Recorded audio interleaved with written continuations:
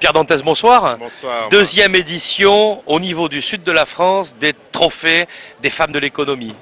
Très très belle session à Marseille, Château Ricard. Vos impressions et puis peut-être un regard dans le rétroviseur quand même, une rétrospective, les idées qui ont amené à tout ça. Eh bien, merci déjà de la question. Château Ricard, oui, depuis il y a une semaine derrière, nous étions sur Nice. Et puis Marseille, c'était une très très belle soirée, endroit prestigieux.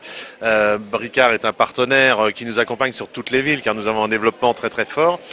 Et si je dois regarder dans les rétroviseurs, ceci émane de plusieurs axes. Le premier a été que la lettre Sudinfo, média économique de Provence-Alpes-Côte d'Azur, cherchait à donner beaucoup de visibilité puisque c'était un média qui était considéré il y a une dizaine d'années comme trop marseillais. Et donc nous avons eu, avec Sudinfo, puisque Sudinfo appartient au groupe IDECOM, et le groupe IDECOM est un groupe de communication des grandes écoles depuis près de 30 ans. Alors il est vrai qu'il y a 30 ans, il y avait déjà dans deux catégories d'études des jeunes femmes qui étaient majeures de promo, plutôt dans deux catégories.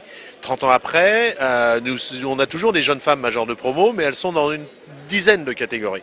Et donc à cet effet, nous avons ce retour d'expérience qui nous permet de dire que sont-elles devenues, et comme par hasard, elles sont soit chefs d'entreprise, soit la gouvernance des entreprises.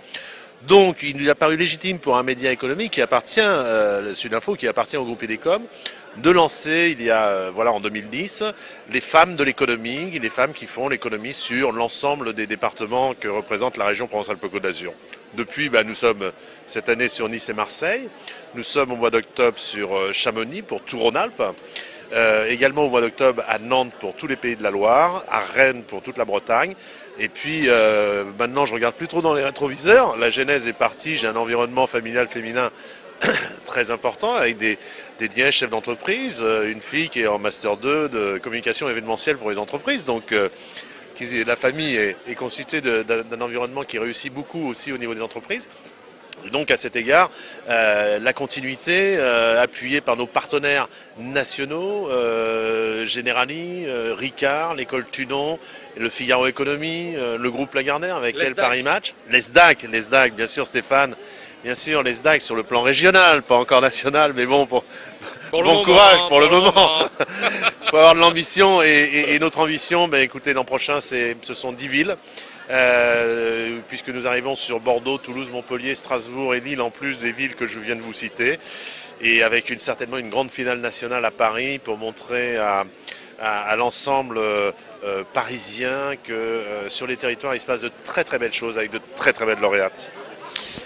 Une dernière question, Pierre, pour conclure, quelques belles surprises ce soir quand même.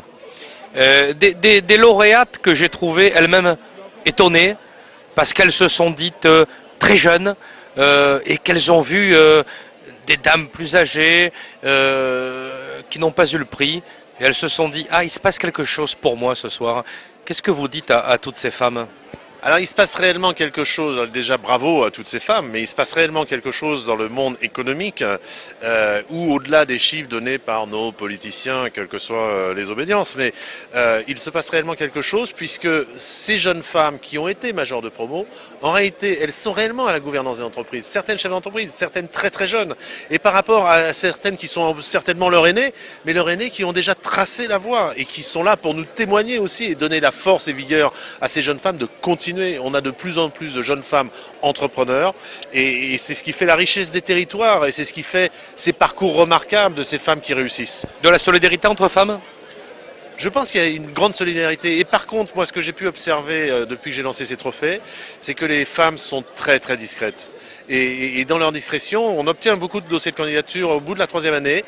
La première année, les femmes avaient quand elles sont à la gouvernance, ont un vrai niveau de discrétion et elles ne sont pas là pleines de flagornerie comme certains messieurs qui ont des postes à responsabilité. Voilà. Donc ce soir, on prend une leçon de modestie, une leçon d'efficacité et de générosité.